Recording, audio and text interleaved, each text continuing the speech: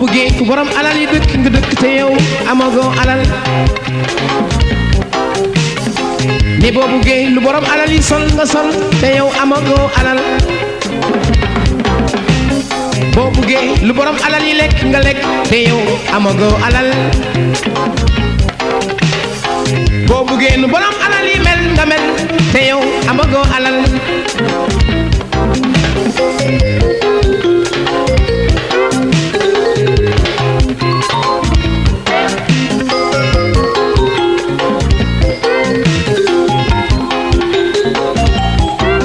dëkk bi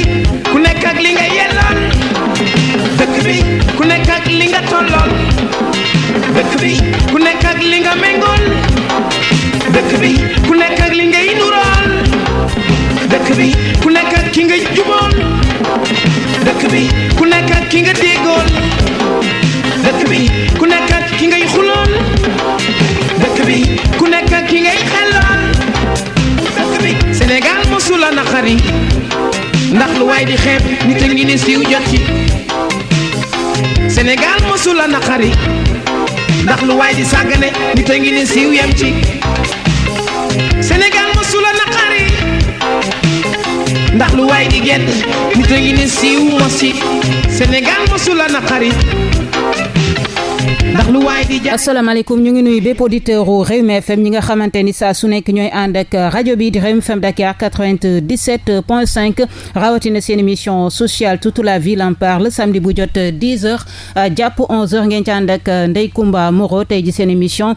sociale toute la ville en parle daal di dalal Mouhamadou Lamine Diop nekk ingénieur de pêche et de l'aquaculture chargé de communication bu intersyndicale des travailleurs de la pêche et de l'aquaculture ñu daal di fas yéene waxtaane lépp lu soxal jafe-jafe yi nga xamante ni secteur bi la mi ngi koy faral di jànkonteel fii ci Sénégal ak tamit souvent coow yi nga xamante ni dafay am ci licence de pêche yi lépp daañu ko waxtaane ak tey jii suñu invité Mamadou Lamine Diop ñu koy nuyu di ko dalal jàmm. salaamaaleykum Moreau salaamaaleykum auditeurs yi. ñu ngi profité ci occasion bi di nuyu képp ku ñuy déglu. mais du nuyu aussi képp koo xam ne yaa ngi liggéey ci napp yaa xam ngay def pêche ci ngay nappee ci bateau ngay nappee ci gaali looco ngay yennu jën muy salabarde ngay waas loo mën di def rek te di dund ci géej gi ñu ngi lay nuyu di la ziar. ayca mi ngi noonu ñu koy remercier bu baax a baax Mamadou Lamine Diop ci disponibilité am tey ji am ngeen intersyndical man dama lay laaj seen intersyndical lan mooy seen objectif yéen. bon intersyndical bi boo xoolee objectif bi mooy défendre taxawu ci wolof taxawu liggéeykat yi nga xam ne ñoom ñoo nekk ci secteur bi mais taxawu aussi ressource bi parce que dafa am ñaari as yu ci am mooy ressource humaine bi ak ressource halieutique bi parce que jën bi gàncax bi moo tax ñu nekk fi donc foog ñu taxawu gàncax bi mais taxawu aussi liggéeykat yi loolu mooy taxawaayu intersyndical mais yéen du may dégg du ngeen yëngu-yëngal du ngeen def dara et pourtant syndicat yoo xam ne mais yéen yan manifestation wala kii ngeen di organiser pour intérêt wu li nga xamante ni moom mooy ressources halieutiques yi wala tamit ñi nga xamante ni ñoo ci yëngu comme ni nga ko waxee ressources humaines yi. waaw mais xëy na depuis problème bii nga xam ni moom la réew mi jàkkoonteel lañ ñu déggul mais ñun depuis boobu ñu ngi kaas ñu ngi dem grève ñu ngi. yan façon grève ngeen defagum ngeen grève de la faim. wala non grève de la faim moom. man xam naa du ma bokk ci ñi koy jiite sax. lu tax gis ni ma toll man. dama faim ba pare. mais fii ku bëgg sa aajo faju da ngay def grève de la faim. waaw mais xam nga lutte moom xeex moom boo ko gisee da nga koy gis ci front yu bare. yéen façon bon technique ngeen di faral di def nañ grève participer nañ ci ay émission télé. participer nañ ci ay débat pour expliquer nit ñi problème bi nga xam ne moom la secteur bi jànkonteel. et li koy firndeel mooy lii ngay dégg coow lii ngay dégg nii yëpp. fekk na waxoon nañ ko ci ay plateau télé yàgg na après dinaa la wan. li nga xam ne moom moo tijji woon baal bi. indil naa la kayiti sax mooy lettre bi nga xam ne moom lettre ouverte bi GAIPES defoon. lim ciy wax fekkoon na wax nañ ko déclaration bi suñu naataango ñu bokk intersyndical liste observateurs yi defoon fekk nañu wax ko. que ne boo xoolee ci déclaration GAIPES bi. mooy lettre ouverte bi il parle de type de licence boobu ñu naan licence de pêche. démersale côtier option poissonneau céphalopodier bi nga xam ne amul foog naa ni intersyndical bi moo ko njëkk a yóoxu. avant yëpp wax ngeen ko soulever ngeen ko. waaw soulever nañ. mais Sénégal souvent da ngay wax kenn du la faale. moo non mais bii moom sincèrement bi ñu ko waxee. à l'époque madame Aminata Mbengue Ndiaye moo fi nekkoon. aussitôt dafa réagir. te des na tey dinaa la wax yeneen scandale yoo xam ni syndicat bi moo ko wax. ñu retiré ko parce que. boo ma ko yan scandale waaw boo ma ko permettre dinaa la. ci wàllum pêche waaw ci wàllum pêche dinaa la wax tuuti. ñu def tuuti histoire. wax la lan la fi kii di monsieur Alioune Ndoye actuel ministre fekk. lan moo waral coow li parce que boo xoolee nañu commencé ci zone de pêche yi. zone de pêche yi tey boo demoon institut universitaire de pêche et aquaculture bi nga xam ni moom mooy jàngal ingénieurs yi génn. nga laaj je le salue au passage le docteur Malick Diouf. wala nga dem FST nga laaj le professeur Abdoulaye Diop nga xam ni BVL dina la wax ne. Moro jën yi ñu ngi juree ci boo demee ci ndox mi ci plan d'eau bi jën yi ñu ngi juree ci zone yi nga xam ne profondeur bi matul 30 mètres parce que Moro pour wax lan rek gàncax gi adduna bi lépp a ngi dépendre ci soleil bi. soleil bi mooy dugg ci ndox mi def photosynthèse def algue mu nekk premier maillon chaîne alimentaire bi. léegi scandale bi ne foofu laa la bëgg expliquer. tey fii ma lay wax ne nii bépp gaal bu nekk Sénégal di nappee salut mooy caax am na droit am na ndogal. autorisation par rapport au code de la pêche. pêche ci zone de reproduction boobu. zone boobu nga xam ne jën yi dañ fay juree et ma wax fan la pour ñi may déglu xam. fi jën yi di juree. waaw parce que suñu nee fi jën yi di juree boo demee ci plan d'eau bi ci géej gi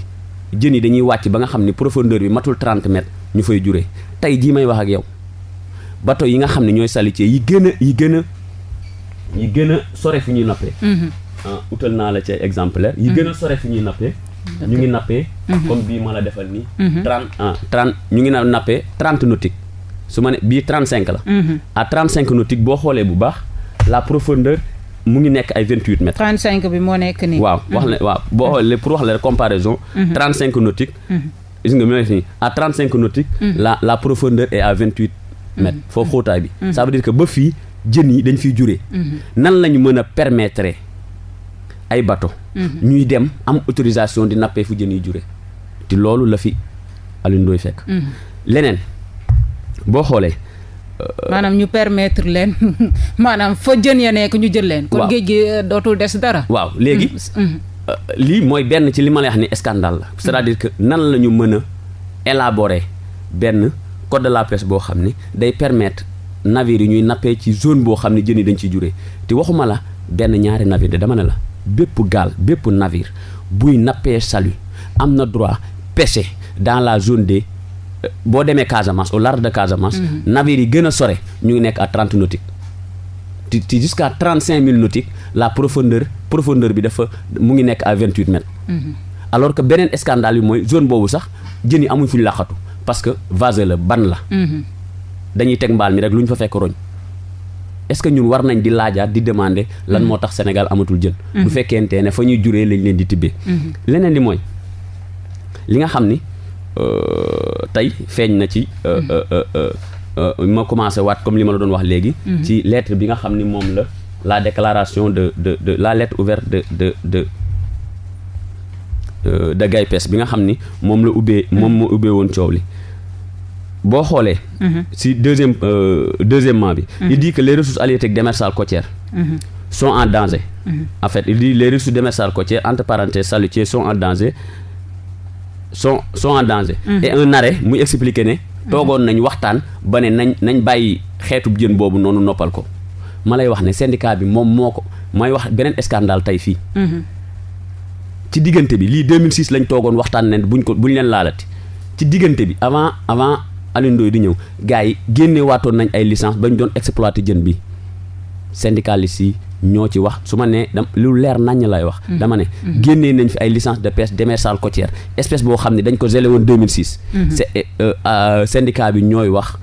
di yooxu ba ñu retiré waat ndànk licence bi kenn yëgu ko boo xoolee tey man bi ma liiree déclaration GAIPES bi dama ne peut-être que ne yëgul loolu pour wax ne rek scandale yi des fois ëpp na sax li ñuy wax mais pour wax ne rek fi la ko fekk boo xoolee beneen bi ñuy wax nii ci toujours dans sa lettre licence de pêche démersale chalutier de pêche démersale profonde option crevettier mooy bi ngay dégg ñu naan armateurs yi naan ñun ñoo ko wax mais ministre bi reconnaître na ne erreur la woon ñun ñoo ko wax ci benn plateau télé aussitôt Tata Aminata Mbengue Ndiaye jël ay instructions kii ko mais xaaral ma wax la beneen problème ci napp gi tey pour ñu mën a def ay projections c'est-à-dire ne jën bi sonn na CROD mooy centre de recherche océanographique moom mooy def ay recherche ne jën bi noppi na recherche yooyu pour mu mën ko def li ñi naan observateur ñooy dem géej indil ko ay xibaar ne ko lii la ñu débarqué mu def ay projection ne nañ noppal lii ëpp na 10 ans bi ñu débarqué observateur yooyu. parce que maa ngi la bëggoon laaj ci observateur yi sax. voilà njariñ est-ce que tamit ñu ngi leen di bàyyi ñu def seen liggéey normalement. defuñu seen liggéey normalement lan la observateur wala def exactement. voilà observateur boo ko yebee ci gaal. moom mooy xool gaal gi mooy saytu gaal gi ndax fi muy nappee war na fa nappee ni muy nappee war na ko nappee ndax jën bi muy aj war na ko aj parce que Maodo ma fàttali ne boo demee ci biir géej gi dafa am jën yu dund ci kaw ndox mi ñu leen di wooye pélagique am ñuy dund ci digg bi am ñuy dund ci suuf tey yabooy ak jay ca kaw la ne tey coof ak crevette ak sol ñooñ ci suuf lañ ne c'est-à-dire que gaal goo xam ne da nga koo jox licence pour mu napp jënu kaw su indee jënu suuf am na lu ci ñuul c'est-à-dire fa nga ko yem la woon yemu fa loolu observateur bi moo koy xool mais beneen njariñ li mooy observateur mooy indi ay éléments jox ko CROD def ay projection simulation ne jën bi kat sonn na nañ ko noppal tey observateur bañ ko wàccee ci gaal yi ëpp na 10 ans amatul observateur wala defatuñ seen liggéey dañ leen wàccee observateur ñu ngi fi dañoo am dematuñ ci gaal yi su ma nee dematuñ ci gaal yi code de la pêche moo ko wax section 3 indil naa la code bi que ne les navires de pêche bépp gaal goo xam ne da ngay nappee Sénégal dans les eaux juridiction sénégalaises da nga war a embarquer observateur njëriñu observateur boobu moo ñu indil xibaar ñu war a def projection jën bii ngeen topp di ko napp yéen dafa sonn noppal leen ko dama ne pour wax leen rek scandale yi mu fi fekk nan nga mën a léegi observateurs yi moom jël nañ leen tegee leen côté ci suuf léegi ñoom fan la CROD di jëlee xibaar yu mu waxee ne jën bi sonn na ba pare xam nga li gën a doy waar ak xool fi ñu war a napp au lieu ñun Sénégal la ñu war a toppatoo Sénégal la ñu war a napp la ñu war a kii ñu génnee pour wax ne rek que ne ay scandale la nan nga mën a xalaatee ñu wàccee observateur ci bateau sénégalais yi yëpp leen ci bateau yi nappi bitim réew bateau yi nappi Gambie bateau yi nappi Libéria lu suñu yoon ci ñooñu observateur bi suñu xibaari bopp la ñu war a indil mais dañ ko débarqué ci gaalu Sénégal yi yëpp ko ci gaal yi nga xam ne ñoo ngi nappee am nañ licence Sierra Leone am nañ licence feneen ak feneen ci yeneen dëkk lan mooy njëriñ li yaa angi suros pour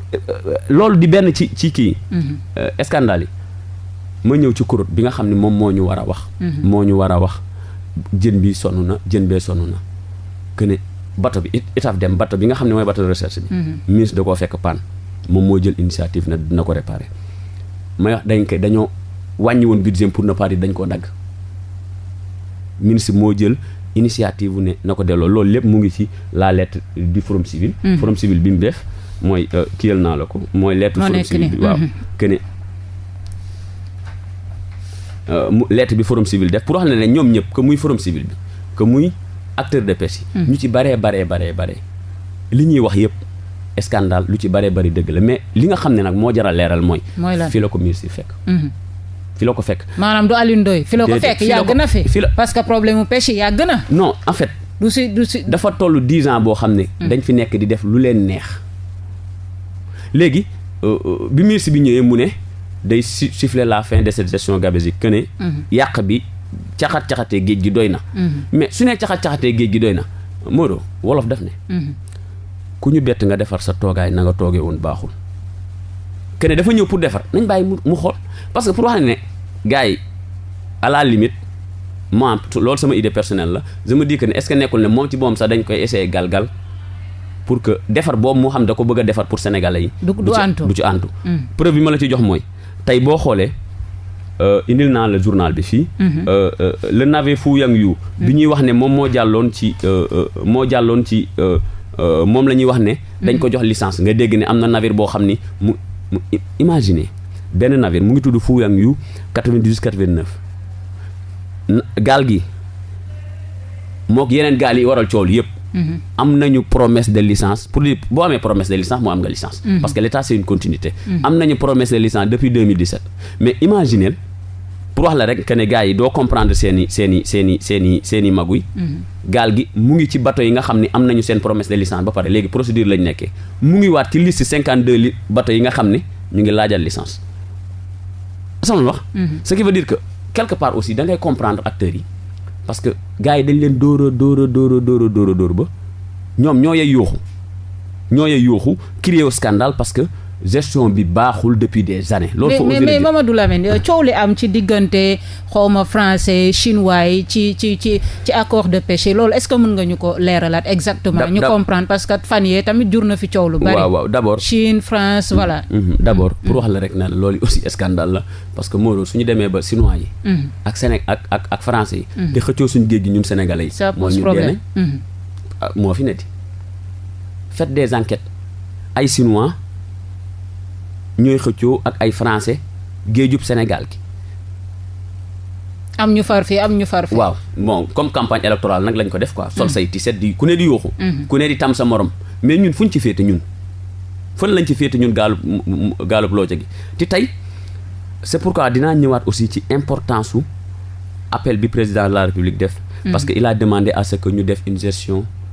ñu toog ñu gestion concertée. du code de la pêche. parce que xam nga man bi mu ko waxee. dama ne man dama sant yàlla li tax ma sant yàlla mooy je me suis dit que ne xëy na président am na information yëpp parce que li tax ma wax loolu mooy Moreau. ma waxuma la sa application code de la pêche mais damaa jàpp man ci sama xel ne élaboration ba. nañ ko tëggee baaxul. parce que su baaxoon du ñu dem di autoriser navire yi ñuy napp ci zone boo xam ne jën yi dañ fay juree. mais nag comme élaboré nañ ko pare li ñu nga ci baax ak néew nekkul lépp bon li ci baax ak néew nañ ko appliquer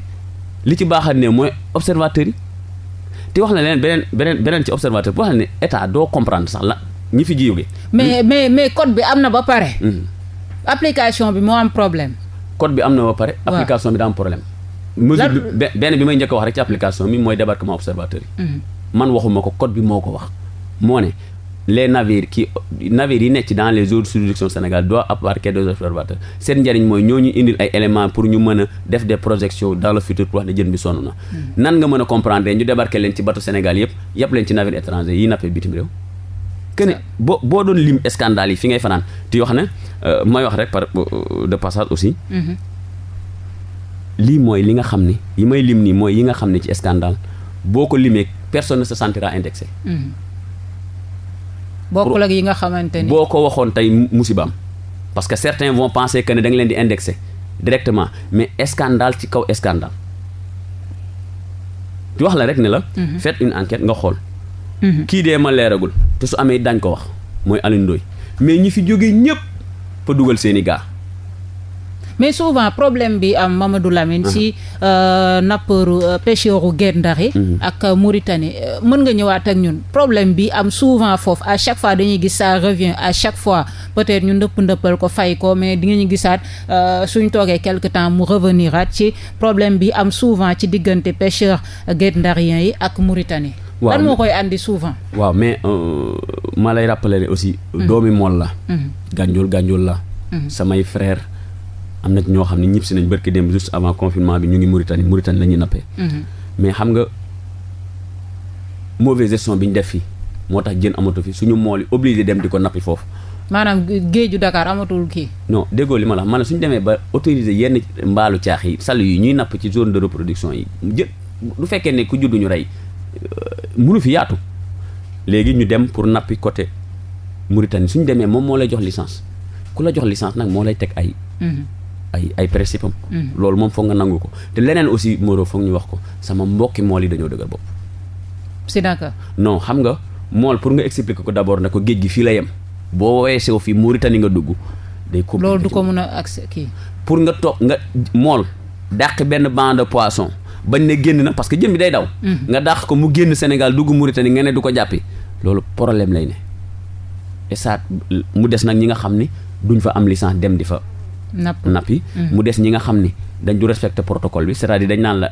Mauritanie nga war a débarquer nga jàpp jën boo xam ne xam nga ni boo ko débarquer Mauritanie amul xaalis nga daw indi ko Sénégal ba pare te loolu day jur sax waxuma la sax conflit yi mais accident yu dul jeex parce que pour nga comprendre pour nga napp benn jën sàcc ñëw jaay ko Sénégal ni nga koy defee da nga koy nappee buy Mauritanie boo comprendre ne jën bi amul kii nga génn dem en haute mer zone internationale door a piqué ñëw Sénégal lu ne mën na la fekk ci yoon wi sa moteur su paanee mbaa mu fay kenn dootu la gis léegi mu des tous les jours amul bis boo déggul ne pêcheurs yi ñu ngi xeex ak mborom bato yi chaque jour xam nga li ko waral da ci am bato yoo xam ne Moro mën naa ne à la limite dañoo am autorisation pêcher waxuma la ci tefes gi de ci biir kër yi parce que 10 kilomètres des côtes bato bu ñu may yow boo toogee ci côte bi nii à 10 kilomètres sa bët da la koy may foofu gaalu loo ca mën na ko rombul yàgg léegi suñu mayee benn bato muy pêcher te loolu c'est le code moo ko permettre muy pêcher à 10 kilomètres des côtes léegi il est en compétition avec ak gaalu loo ca bi est-ce que dans ces conditions war nañoo laaj lan moo tax accident di am munoo ki nga xam ni mën na ma yéeg te du ko yëg gaalam mën na daw bato bi mën na daw ba tasaare gaal gu ndaw gi te moom ci boom du ko yëg su fekkee muy nalaw parce que du ko yëg yow kooku nga boole ko muy zone bu muy nappee mu ne en compétition di xëccoog jën gaalu looca bi ça pose problème. donc pêche artisanale bi lan mooy ay jafe-jafe. non gis nga pêche artisanale. waaw d'abord man. parce que déjà ñoom bateau yi moo leen jaaxal. mais bateau yi moo leen wax la élaboration. code de la pêche étranger yi ni ñu ñëwee ak moyens yi ñu am mbaal yi ñu utiliser. ainsi de suite licence de pêche yi ñuy am et puis duñ ko respecter même li nga xamante ni code bi loolu la wax. voilà xam nga d'abord man su nekkoonte ne man maa ci doon xalaat parce que dama jàpp ne code de la pêche benn nit. benn secteur benn individu benn groupement benn acteur c'est-à-dire que benn kii kese mënu ko def dañuy woo acteur de la pêche artisanale yi woo acteur de la pêche industrielle yi dem woo scientifique yi waa CROT dem woo biologiste yi parce que tey boo xoolee code de la pêche mi ñu koy defar élément distance kese lañ jël c'est-à-dire que dañoo jël benn affaire boo xam ni dañu ne boo demee Ndar Kéelum Ndar à 6 nautiques lañ commencé di autoriser gaal yi ñuy napp même distance boobu lañ appliqué Casamance alors que la profondeur bokkul boo demee Ndar à 6 nautiques da ngay am ay 40 mètres de profondeur boo demee Casamance à 6 nautiques ay 4-5 mètres de profondeur ngay am foo xam ni yow boo taxawoon ci suuf da ngay seen ci kaw kon y a problème. mais tey jii Mamadou Lamine lan moo mën a jàppale pêche artisanale gaalu locco yi lan moo leen mën a jàppale exactement. bon li leen mën a jàppale. maanaam lan ngeen di suggérer autorité étatique yi ak seen ministre Alioune Ndoye. bon ñu mu woote waxtaan. parce que foog naa ne waxtaan kese moo mën a régler problème bi. waxtaan woo xam ne dañuy woo forum civil mu toog ñu woo pêche industrielle mu toog. su ma nee pêche industrielle nag parce que yàlla nattoon nañu ko pare ñu boole chinois yeeg français yëpp woo gannaaw yàlla nattoon nañ ñu ne ñoom ñoo ñuy xëccoo suñu moomeel nañ leen woo ñu toog ñu woo forum civil mu toog ñu woo pêche artisanale mu toog ñu woo CROT mu toog ñu woo scientifique ñu toog dama ne géej gi mënuñu ko def politique de pêche bu baax mukk te boole wuñ ci scientifique yi kon lu ñuy yuuxu ci suuf si géej gi la rawee fa la yéesee bradage ay littoral scandale foncier ainsi de suite dama ne yow su ma peut-être dañu fàtte bu géej gi xoolal lii anam sax la lettre de jamonoy Pape Diouf laa lay wax de lettre bi ça date de 2012 Pape Diouf 2012 waaw li tujjil ci ginnaaw nga xool Pape Diouf moo ko bindoon ministre de l'économie xam nga lii pour lan la Moro pour wax ne pour fàttali ministre de l'économie que l'État du Sénégal dafa yoral observateur yi liiral foofu 2 milliards et quelques mais yow man dama jàpp ne dañoo waroon yeb ci gaal 2 milliards mi ngi ne waaw dañoo waroon yeb ci gaal yi suñu ministre yi yóbbu leen géej ba ñu xañ li tax observateur bi daj yow kenn koo xam ne bëgg Sénégal moo tax mu bañ njabootam bàyyi këram dem géej pour 2 weer ndekete ñoom non seulement dafa versé luñu leen IPRES waxuma ko vous pouvez le vérifier maanaam observateur yi tamit ñoom ci ay situation yu plus que précaire lañ doon xaaral ma ci la ñuy dund ba léegi nii lii nii ardoise bi l'État le doit aux observateurs te lii ba léegi amul avancé depuis 2012 ba léegi 2012 boo léegi war na ëpp 2 milliards non en fait y a eu un consensus ñu waxtaan ba ne parce que ay arriéré la arriéré yoo xam ne fayuñu leen ko bi ñu waxtaanee ñu observateurs yi d'accord ministre bi d'accord ñu bind sur papier acté ne yoral nañ leen 2 milliards et quelque mu ngi fi boobu ba léegi joxuñ leen dara ñaar dërëm te observateurs yi kenn yëngal non mais xam nga suñu 2 milliards comme ñeneen ñi li ñuy def mooy li ma lay wax gis nga état dafa doy waar su ma nee dafa doy waar gis nga ministre yi fi jaar yépp man personnellement je me suis posé la question lu ñu fi nekkee woon à part recruter seeni éléments ngay laaj lan lañ doon liggéey waaw ministre de la pêche yi fi nekkoon waaw lan lañ doon liggéey à part recruter seeni éléments à part def xaalis seeni poche parce que noonu laa ko mën a expliquer quoi bon jiiñu ma leen nu mu tuddati corruption quoi que ce soit mais parce que awma ci preuve mais doy na waar nan la ñu mën a joxe ay navire ñu jox leen licence alors que xam nañu ne jën boobu noonu dañ ko waroon a noppal to acteurs dajale woon nañu waxtaan ne dañoo war a noppal jën boobu depuis 2006 nga rocceeku ci suuf jox leen ay licence syndicat bi yooxu nga roccewaat ko ndànk mais Mamadou Lamine lan moo waral léegi jën cher ci marché bi ak ressources yi ñu am ci Sénégal yëpp ak ni nga ko expliqué mais léegi da ngay gis ni sax parfois jën sax léegi actuellement moo gën a cher nga jënd viande ci marché bi ça pose problème surtout yenn xeetu jën yi askanu Sénégal ñu bari sax ñemeetuñ ko waxaale ci marché bi mais ak ressources yi ñu am yëpp c'est halieutique yi Moreau c'est loi xam nu ñu koy waxee ci wala li ngay wax ni moo koy expliqué waaw loi offre rek demande la loo gisatul ñi di ko xëccoo mu cher gis nga ñun bi ñu nekk xale man nee naa la doomu mool la jën da nga ko doon beurre doy que ne coof da nga ko doon gis ci kër yi tout le temps tey panier ménagère bi su jotee ci yaboy sant yàlla xaaral ma te yaboy bi sax dafa cher xam nga loo xam ne mën nga ko vérifier tey ci may wax ak yow étranger bi pour ne pas di tudd nit quoi étranger bi ki nga xam ne du Sénégal quand je dis du Sénégal je suis pas raciste mais ku xonq coy pour parler des Français et des Asiatiques ñooy wàcc Yarax jënd yaboy bi ñëw marché central jaay ko suñu yaay yi ñooy wàcc Yarax ci tefes gi jënd yaboy bi ba fa nekk yëpp waaw ci ñu nekk ci gaalu locco bi waaw ñëw jaay ko liñ jot a napp waaw ñëw jaay ko ñëw indi ko marché central jaay ko suñu yaay yi ci dëkk boo xam ne dañoo libéraliser bon commerce bi yow ñun ñoo ciy dee rek ils se font des milliards après dem seen tey essayel nga xool ñoom ñiy jiiñante ou quoi que ce soit c'est-à-dire que boo doon lim li fi nekk scandale tey coow li doo fi jógee mais tey coow li ko waral yëpp mooy xëccoo chinois yi ak français yi suñu géej gi mais li ci nekk ci suuf ci ay scandale moo ëpp mais parce que tey mënuñu wax que ne politique de pêche bu baax politique sectorielle de pêche bu baax te observateur bi demul géej certains vont me dire que ne non navire de pêche industriel yooyu ñu ngi indi ay journal de pêche xam nga lan la dañu waxante dëgg yow mënoo ma di surveiller ne ma exemple nga ne ma yow kat waroo débarquer yaboy léegi nag ma indil sa journal de pêche jën yi nga débarquer dinaa ci def yaboy non voilà suñu ko bàyyee moom moo dañ la permettre da ngay bind loolu la wax dëgg yàlla suñu la ko bàyyee ne moom mooy débarquer moom mooy indi information bi lim nappee ñu wàcce observateur bi ki nga xam ne état la fi toogaloon di xoolal état sénégalais la fi toogaloon di xoolal sénégalais parce que mais man observateur yi sax bi ma doon mujj a dégg seen mbir même problème mu arraisonnement dafa amoon parce que bu ñu arraisonné bateau ainsi de suite am na pourcentage bu ñu ci war a am ainsi de suite mais nee nañ même xaalis boobu pour ñu jot si c'est tout un problème observateurs yi loolu bokkoon na si lu ñuy jooy moo tax y a quelques années waaw ti jógu fi sax ba pare ma xam la benn affaire même suñu arraisonné ab bateau pour ñu jox leen koppar yañ ca moom ça pose problème du am suite voilà li ma lay wax ci loolu xam nga lan la nee naa la léegi suñu limee li fi ne ci scandale am na ci type de scandale yoo xam ne avec des preuves suñ ko limee certains vont se voir indexés te ñun Sénégal lañ fi nekkal sénégalais lañ fi nekkal lu jëmale napp kanam moo ñu amal njariñ que ne man je suis ingénieur des pêches et aquaculture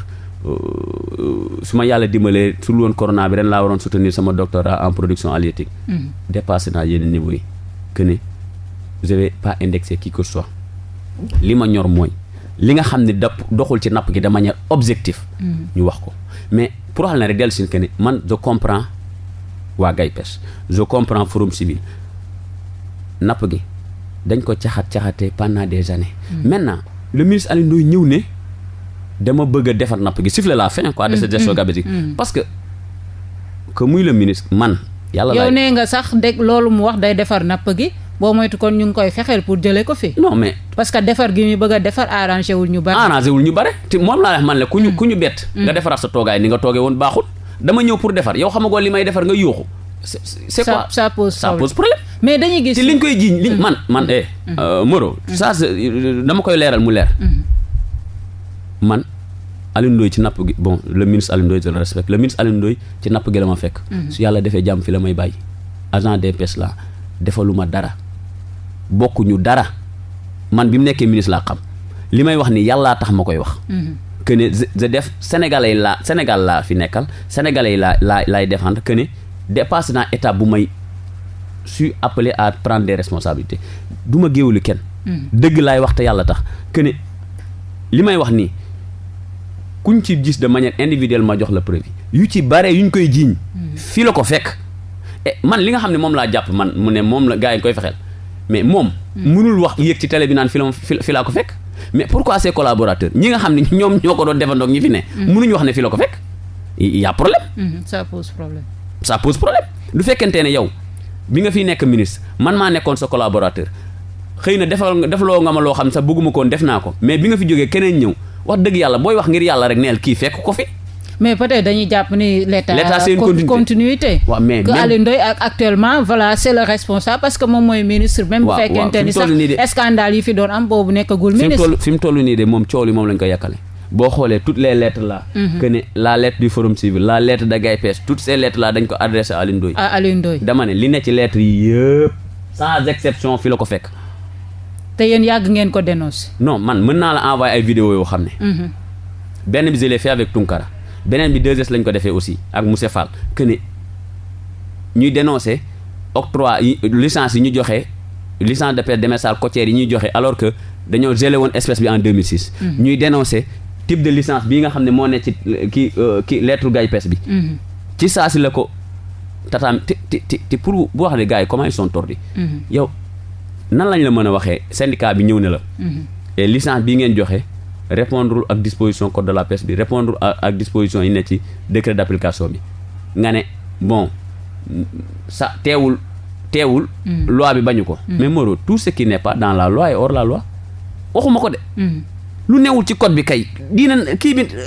yoon dàq na ko nan nga mën a ti boo xam ne gars yi ñun ëpp ñu leen xel ndax ñooñu mag foofu ñenn ñi ay docteur la ñenn ñi def nañ ay 20 ans d'expérience xam nañ bu baax liñ doon def. mais scandale yëpp nga cité tamit Mamadou Lamine yéen syndicalistes yi waroon nañ leen gën a dégg. waaw mais.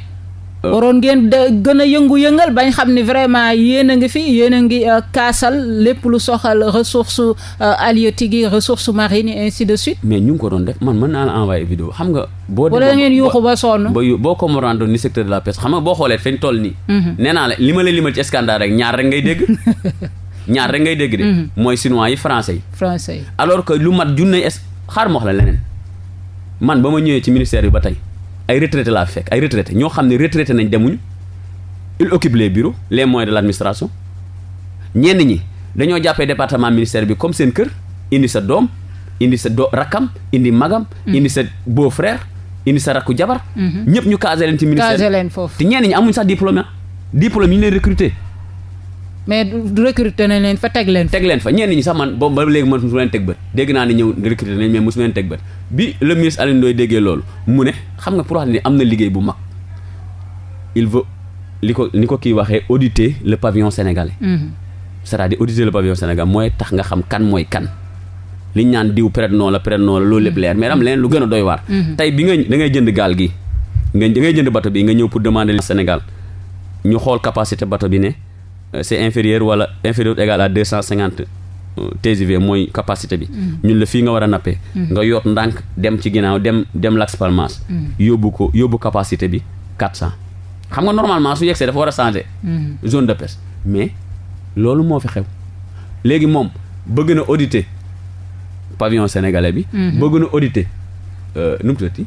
personnel bi. mais pour wax la là où les gens sont dangereux. audit personnel bi rek. ñu ci bare duñ ci d'accord parce que dina feeñal lu bare loo xam ne ñoom du leen arranger mais tamit dañuy gis ne actuellement dugg nañ ci nawet bi sax ci jamonoy nawet bi nappkat yi gaalu looco yi souvent ñi ciy faatu dafay bari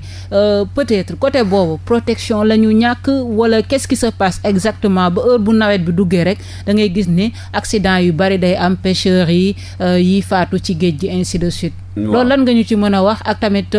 état est-ce que jël na ci ay mesures ainsi de suite seen syndicat bi est-ce que mu ngi ci interpeller les autorités mais ñun depuis le début boo xoolee bi ñuy invité 2S sax bon vous m'excusez may citer kii bi non c'est pas grave voilà bi ñuy invité 2S sax c'était suite ak accident bi amoon kii Mamel mooy bi xale yi demee foofu vacances après ñu am problème may jaale ñi ci décédé pour wax ne rek ñu ngi bokk ak ñoom naqar gi mais Moreau dafa wane lu bare suñu faible disposition bi parce que mënuma comprendre man en tant que syndicaliste en tant que doomi mool yi di dee Ndar chaque jour di dee ci géej gi chaque jour créewul autant de scandale que ne ay touristes dee ci gaalu looco maa ngi leen koy jaale di bokk ak ñoom naqar gi parce que dénigré wu ma loolu mais dama bëgg rek wane ne sénégalais yooxuwuñ ci pour dellu si aussi ci benn information accident yi newul na nawet la ëppee de nawet sax à la limite géej gi day dal accident yi ngay dégg Ndar mais lu ñuy médiatiser lu si ëpp si période hivernage bi waaw mais dama lay expliquer man doomi mool laa ci secteur bi laa de li ëpp ci accident yi mu ngi commencé novembre jëm juin xam nga tax parce que instant boobu la géej gi di ajouté instant boobu ngay dégg accident yu bare côté Gendar leneen li aussi mooy mool yi dañoo xaw a dëgër bopp loi bi état bi lim mën def na ko du ma ne safurlaa mu ngi def ci ban pour seen protection lan la def exactement gilet de protection bi ñu ngi leen koy jox état bi da ko subventionné 25000 lay jar mu jëndee ko 25000 ñu leen koy jaayee 2500 25 000 la ko état bi jëndee ñoom 2500 gilet de protection waaw parce que foog nga aussi ñu leeral que ni état bi mu ngi def li taxul nag lépp baax mais mu ngi def den ko jaayee 2500 pour que ñoom ñu mais man doomi mool la encore une fois fa ma dëkk yéeg ci gaal sol gilet yëfi tapet la soo ko defee ñu ne kii tapet la voilà ki xamul man du benn yoon du ñaari yoon ma ànd ak samay copains ndax dañoo sol gilet ñu ba ma xam ci ndox mi parce que idéologie bi mooy tàpp nga que ne yow amoo fit mais di déjà loolu ça pose problème parce que pêcheurs yi amuñu ba tey dafa des peut-être que ne état bi aussi approche bi mu defoon pour gëmloo leen ne gilet yi mooy li gën ci ñoom dafa des mais jënd na gilet mu leen koy jox mais permettez-moi de ma profiter ci occasion bi aussi pour leeral leen parce que maa ngi koy saluer de passage sam benn xarit bu nekk ci groupe bu pêcheur de Malo bi parce que dañu am benn ay groupe d'amis boo xam dañuy def pêche à la canne pêcheur de Malo wu jëlee saluer au passage dañ doon waxtaan ci matuwaay yi nguur gi jël pour aar suñ géej gi parce que mu ngi naan ma non suñ géej gi kenn aaru ko boo demee Gambie dañ ko aar ma ne ko sama waa ji man neew ma lépp jekk na de mais tey Moreau gaal yi nga xam ne autorisé nañ leen Sénégal gaal gu ci ne foo nekk xam nañ ko looy def xam nañ ko quand je dis looy def da ngay napp wala nappoo dangaa paan wala paanoo gaal gu ci nekk dañ la géolocaliser xam nañ fi nga ne xam nañ li ngay def que ne état bi jënd na ay vedettes yoo xam ne marine moo ko yor mën naa la woon ay photo yoo xam ni yor na ñaari avion benn bi dañuy def patrouille boobu ak armée française benn dañ koy def ak marine nationale avion yoo xam ne dañuy jóg di saytu géej gi am nañ ay bateau yoo xam ne marine moo ko yor day embarqué ay militaire embarqué ay civil ay inspecteur ñu àgg seeti géej gi que ne ñuy géolocaliser gaal yi c'est-à-dire que ne tey Sénégal dafa yaatu ci côté ndox ba pare mool bi tey jusqu'à présent ñu ngi koy état ngi koy essayer def quoi mooy teg bali ci seen gaal yi ba bateau gaal gu génn su gaal gi amee ndox rek aussitôt ñun ñu jot alerte bi xam ban zone la ne gars yi mën ko seeti mais jusqu'à présent pêcheur bi ci boppam moom xeer bi muy nappee buggul moroomi pêcheur am xam ko donc boo ko bëggee tegal balise day compliqué. ça pose problème mais est-ce que tamit ANACIM maanaam parce que ANACIM dafay coopérer souvent c'est lool pour wax tey géej gi yëngu na du yëngu ainsi de suite mais est-ce que tamit nappkat yi ba léegi am nañ culture non commencé nañ ko di def parce que man bokk naa ci ay groupe tamit ANACIM est-ce que du leen envoyer ay messages je sais pas naka lañ koy naka ngeen ko fas yéene organiser non mais parce que benn canal de distribution laa mën a parce que nekkuma ANACIM man canal de distribution ma bokk laa mën a expliquer quoi que ne ñu ngi ci ay groupe WhatsApp ñu ngi ci ay sur Facebook yoo xam ni ci saa si parce que au début ANACIM doon bind ay message écrit. waaw maintenant comme WhatsApp a xew tey rek démb rek jot nañu message ANACIM mën naa la ci boole sax après nga xam di nga ko mën di jàllale fii. que ne su géej gi waree yëngu dañ la koy wax. ne géej gi dina yëngu nord dina yëngu fii vague bi toll na nii c'est-à-dire dafa am alerte lu ñu naan day alerte yu jaune ak alerte rouge alerte jaune bàyyi leen ci xel alerte rouge toog leen seen kër mais dafa am ñaari aspect yu ci am. benn mool bi alerte bi da koy fekk géej d'abord. instant bi kii di wax loolu laay expliqué. waaw instant bi ANACIM naan. géej gi dina yëngu moom est-ce que dana ko yëg heure ba mu ko war a yëg. voilà mais am na ñoo xam ne sax des fois dina ko yëg mais c'est trop tard. dama la expliqué instant bi muy jot information bi di ko divulguer parce que nag faut expliquer que ne gaal yi neewul yëpp ay dem tey ñëw tey de. am na navi gaal yu loo ci yoo xam ne dañuy dem tey ñëwaat ci ngoon si am gaal mooy li naan pêche du jour. am na gaal yoo xam ne dañuy dem tey ñëw semaine mooy marée kii am na ñuy marée laaf kii dañuy def weer géej. c'est-à-dire que mën nga génn tey géej gi normal tout normal nga def 3 jours ñu annoncé ngelaw mu jaar sa ginnaaw géej la fekk il va falloir nga adapté wu ci conditions yi. temps bi sax jeex na Mamadou Lamine pratiquement quelques minutes moo ñu dese. 2-3 minutes. kon pêche illicite nee nañ dafay perdre loolu toll ci 15 milliards de francs CFA fii ci Sénégal xam nañ tamit pêche en tout cas ci wàllum koom-koom am na importance bu baree bari ci économie bu Sénégal mais est-ce que da ngay dëggal ci pêche illicite li muy yàq ci koom-koomu réew mi. ak tamit lu muy yàqal vraiment. pêche artisanale day yàqal lu bare ay milliards la ñuy perte. comme ni nga ko waxee léegi ay milliards la ñuy perte mais man boo ma ko permettre rek li nga xam ne moom laa bëgg a woote waat mooy lancer ko mooy que muy forum civil que muy ñun intersyndical bi que muy ministère tey état moom moo yor ndogal état mooy réglementé géej gi man li appel moo na wooñ see ñëpp ñu toog waxtaan parce que foog naa ni problème bi ci waxtaan lay mujjee bu ñu nangu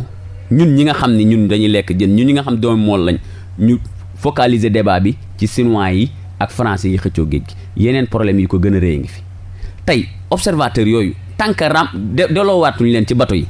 ñu indi information mënuñu xam li xew ci géej gi donc yow daal da nga jàpp ne les observateurs dafa nekk un pilier fondamental pour ñu mën a contrôler pêche bi amul werante waaw maanaam bu ñu leen seppee teg fee rek amatul sens ay code de la pêche ak yooyu yëpp amul sens parce que fooy jëlee information amul sens que ne loolu appel la bu ñuy lancer tamit lu observateur bu fekkente ni tamit mettre wuñ leen dans de bonnes conditions voilà mën nañ leen a corrompre en plus voilà léegi nag pour dellusiwaat ci loolu c'est-à-dire am na ñoo xam ne xaar nañu wax la nag loo xam ne métier observateur dafa doy waar am na observateur xam maa ngi jàll njabootam wadd na géej ba tey kenn gis ko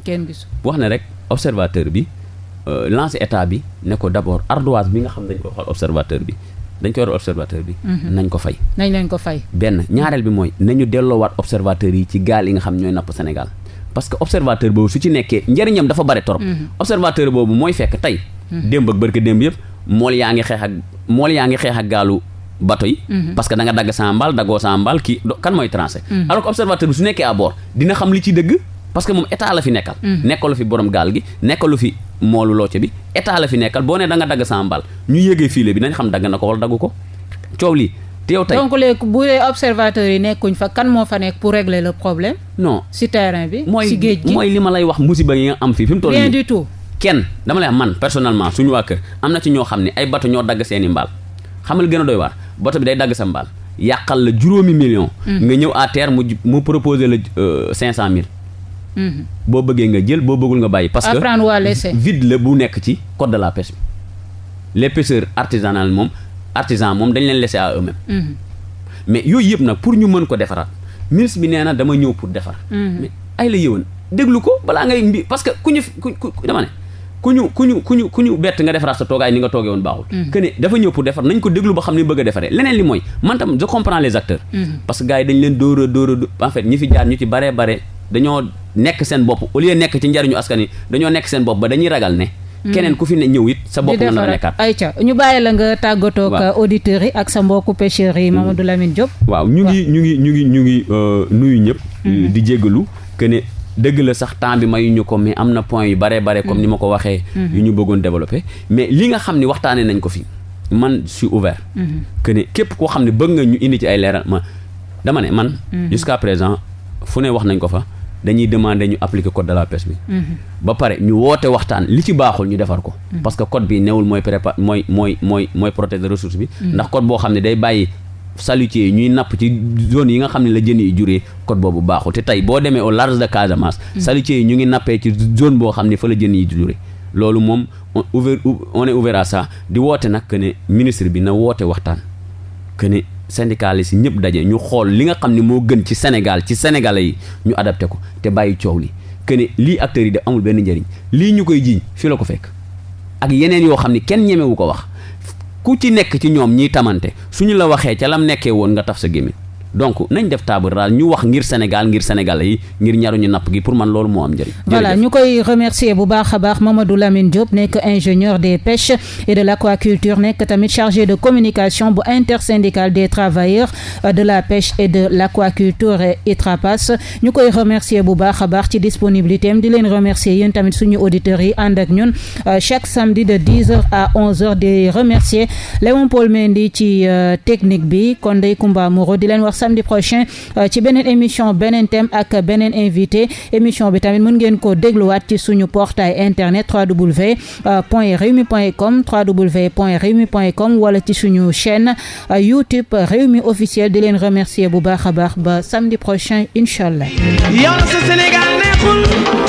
dëkk bi yow mi diggéen loo amul